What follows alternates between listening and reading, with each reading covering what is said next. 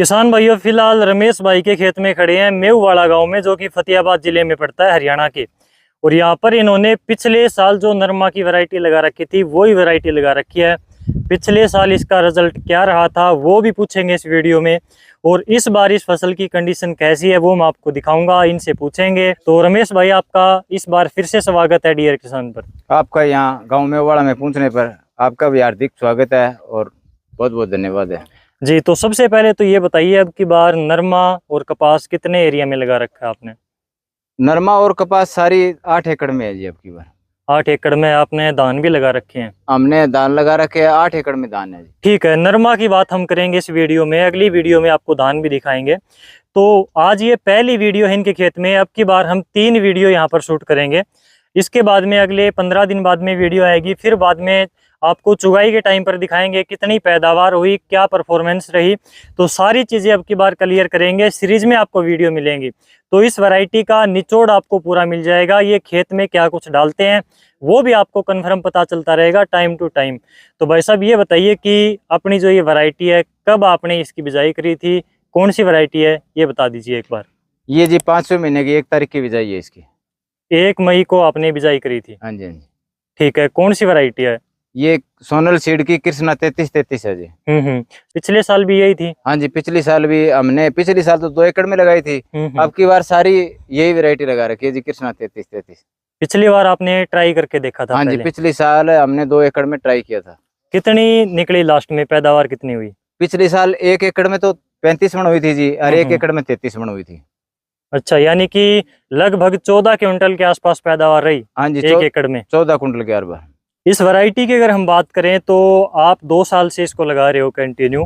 सबसे अच्छी बात क्या लगती है इसमें, यूनिक क्या है, दूसरी वैरायटियों से अलग क्या चीज लगी? इसके अंदर दूसरी वैरायटियों से अलग ये है कि जी नीचे से टिंडे बनते रहते हैं। और नीचे से मतलब टिंडे भी बन जाएंगे, और नीचे वाले जो टिंडे बन जाएंगे वो खिल भी जाएंगे, ऊपर से बोकी आती रहेगी और टिंडे बनते रहेंगे और खिलता भी रहेगा। इसकी मतलब सबसे यूनिक है जी, टिंडा जल्दी बनता है नीचे। हाँ जी, बिल्कुल, बहुत जल्दी टिंडा बनता है। और इसका मतलब ये नीचे से जो टिंडा बन गया ना वो खिलता भी रहेगा और ऊपर टिंडे बनते जाएंगे, तो इसके नीचे से वजन हट जाएगा ना, तो इस वैरायटी के अंदर ये लास्ट तक पौधा हरा रहेगा जी। बिल्कुल, ये चीज थोड़ी सी अलग है दूसरी वैरायटियों से। इसमें ऊपर फ्लावरिंग स्टार्ट है, ये देखिए फूल आते रहेंगे, इसमें फल बनता रहेगा।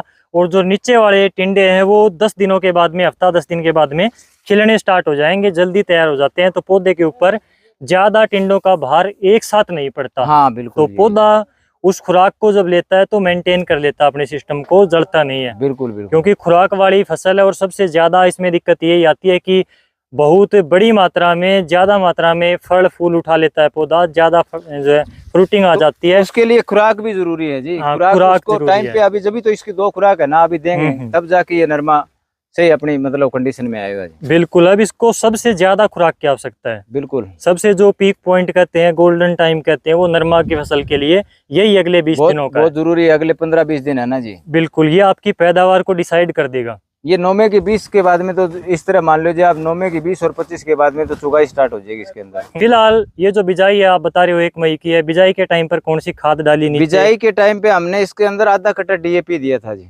अच्छा, और बाद में क्या कुछ डाला? बाद पानी के साथ में इसके अंदर आधा कट्टा यूरिया भी डाला है आपकी बार हमने इसके अंदर। अच्छा, बाकी मैं आपको बता दूं कि ये यूरिया कम डालते हैं। आधा कट्टा आपकी बार ट्राई किया है जी, आधा कट्टा डाल के। बिल्कुल, पिछली बार आपने बिल्कुल नहीं डाली थी यूरिया? नहीं, पिछली बार नहीं डाली थी जी। ठीक है, बाद में आपने इसमें स्प्रे कौन से करे हैं, जैसे कि हरा तेला के लिए, सफेद मक्खी के लिए, थ्रिप्स वगैरह के लिए? सुंडी का भी अटैक है क्या यहाँ पर? नहीं, सुंडी का तो अब की बार परमात्मा की दया से सभी किसान भाई मतलब इससे बचे हुए हैं। पूरे गांव में भी मतलब सुंडी नहीं है, और इलाके में भी सुनने में नहीं आ रहा है कि भी अब की बार गुलाबी सुंडी आई हुई है क्या। तो अब की बार हमने इसके अंदर स्प्रे किया है जी। एक तो गरासिया आता है गोदरेज का, एक तो वो किया है जी, उसके साथ ओसिन मिला के किया है। अच्छा, और एक साइपर और प्रोफेनो और एक तारा किया है जी। और उससे पहले भी हमने साइपर और प्रोफेनो और एक डुप्लीकेट कोरोजिन आती है जी, वो डाली थी। और उसके अंदर ये 70% कॉन्फिडोर है वो की थी। अच्छा, ठीक है। अगर सफेद मक्खी की बात करें, काफी ज्यादा कहीं पर अटैक होता है तो बुरा हाल हो जाता है, पत्ते काले होकर पड़ जाते हैं, नीचे गिर जाते हैं। आपके हिसाब से सफेद मक्खी के कंट्रोल के लिए कौन सी बढ़िया दवाई आती है? हम तो जी आए दफा मतलब सफेद मक्खी के लिए लेनो की एक स्प्रे करते हैं जी। अच्छा। आज तक और कोई स्प्रे हमने ट्राई नहीं किया है। हरा तेला के लिए नॉर्मल सी स्प्रे आती है, थायोमेथोक्सम इक्तारा के नाम से, एक मोनोक्रोटोफॉस आती है, कॉन्फिडोर आती है, इक्तारा इसके और अलावा कॉन्फिडोर दो ही प्रयोग करते हैं। रोगोर आती है। तो आप इक्तारा और कॉन्फिडोर प्रयोग करते हो? हाँ जी, हाँ जी। ठीक है। टोटल कितने स्प्रे दे दिए अभी तक इसमें? अभी तक 3 स्प्रे हुए हैं जी इसके अंदर। 3 स्प्रे अभी तक हुए हैं। तो जहर की स्प्रे की अगर हम बात करें तो आपने 3 स्प्रे इसमें कर दिए, 1-2 स्प्रे और होंगे शायद इसमें। इसके अंदर अभी थोड़ी सी व्हाइट फ्लाई है ना जी, तो ये मौसम ज्यादा चिपचिपा रहने से तो थोड़ा बहुत मतलब है कि 19-20 लग रहा है, तो एक स्प्रे शायद अभी इसके लिए भी करना पड़ेगा जी। फंगीसाइड की बात करें तो काफ़ी ज़्यादा कंफ्यूजन आता है, कार्बनडाजिम, मैनकोजेब, टेबुकोनाजोल, हेक्साकोनाजोल, इसके अलावा कैप्टन आता है, कई ब्रांड के नाम से आते हैं, पॉपुलर हैं। तो आपके हिसाब से कौन सा फंगीसाइड बढ़िया है? हम तो आप कौन सा प्रयोग करते हो? नेटिव ही प्रयोग करते हैं जी। नाटिवो डालते हो? हाँ जी। कपास में, धान में? हाँ, सभी नेटिव ही डालते हैं जी। ठीक है, रिजल्ट बढ़िया आता है उसका? बिल्कुल सर। फंगीसाइड के कितने स्प्रे देते हो कपास में? फंगीसाइड का हर बार तो 2 देते हैं जी, अब की बार अभी तक एक भी नहीं किया है जी। फंगीसाइड का भी नहीं किया है? हाँ जी। तो बारिश लगातार हो रही है पिछले कुछ दिनों से, अभी भी मौसम बिल्कुल बरसने वाला जैसे ऐसे लग रहा है। हाँ जी, हाँ जी। तो फंगीसाइड का इसमें करोगे क्या स्प्रे? फंगीसाइड का अभी सोच रहे हैं जी, अभी तक तो कोई मेरे को ऐसा लग रहा है कि इसके अंदर कोई जरूरत नहीं है। अगर जरूरत पड़ेगी तो करेंगे जी। अगर आपको लगेगा कि फंगस का थोड़ा बहुत अटैक है तो आप कर दोगे? तो करेंगे जी। काफ़ी किसान भाई, मैं पर्सनली भी कहता हूं कि खुराक का स्प्रे जो है ज़्यादा आपको देना चाहिए नरमा के अंदर, क्योंकि ये खुराक वाली, ताकत वाली ही फसल है। तो एनपीके का स्प्रे करते हैं, कहीं पर दलाल घोल का, डीएपी यूरिया घोल कर स्प्रे कर देते हैं।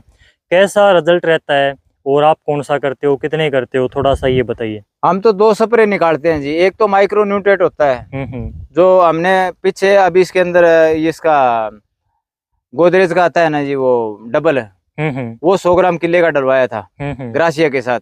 और अब हम करेंगे जी इसके अंदर कैल्शियम, मैग्नीशियम, बोरोन और चिलेटेड जिंक। ठीक है, तो ये आप खुराक का एक स्प्रे करोगे या फिर और भी रिपीट करोगे? 1-2 स्प्रे अभी करेंगे जी खुराक के। एक तो ये करेंगे अभी कल ही, और एक इससे अगली 10 दिन बाद करेंगे।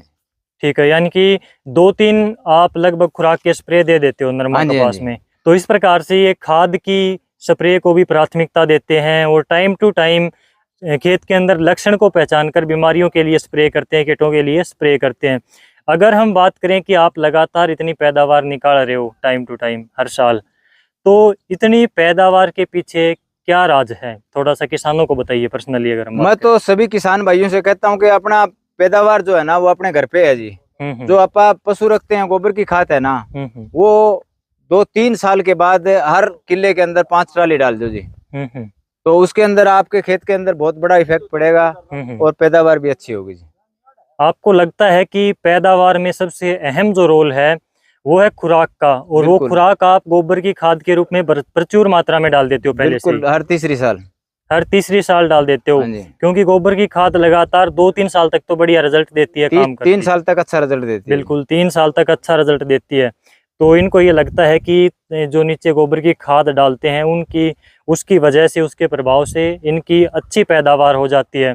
तो अगर ज़मीन में ताकत होती है तो बीमारियां भी कम लगती हैं। बिल्कुल कम लगती है जी। जमीन में अगर खुराक होगी, जमीन के अंदर सारी सहन शक्ति होगी, तो आज आप सारी फसल घुमा के दिखा सकते हो जी। बिल्कुल, हाइट का भी है और है, मतलब कोई फल के लिए भी है। कोई आज तक मैंने इसके अंदर कोई अभी तक रोग नहीं देखा है जी। बिल्कुल, यहाँ पर इनकी काफ़ी ज़्यादा क्योर फसल खड़ी है, सुरक्षित है, ज़्यादा कीटों का अटैक नहीं है। थोड़ा बहुत हल्का फुल्का सफ़ेद मक्खी का ये अटैक है। बिल्कुल सफ़ेद मक्खी का जी, थोड़ा थोड़ा। और फ्लावरिंग में, फूलों में कोई कमी नहीं है, फल के और फूलों की जबरदस्त फ्लावरिंग है, बढ़िया फ्रूट बन रहे हैं। वो टिंडे भी मतलब अभी आधे से ज्यादा टिंडे बन चुके हैं जी। तो इस प्रकार से इन्होंने कौन सी वैरायटी लगा रखी है, कौन सी खाद डाली, कौन सी स्प्रे करी, ये सारी चीजें हमने डिस्कस करी हैं। इन्होंने देसी कपास भी लगा रखी है, इसी कंपनी की कृष्णा 33 वैरायटी है, तो वो भी सबसे टॉप खड़ी है ऐसा मैं कह सकता हूँ, और वो भी मैं आपको जरूर दिखाऊंगा अगले वीडियो में।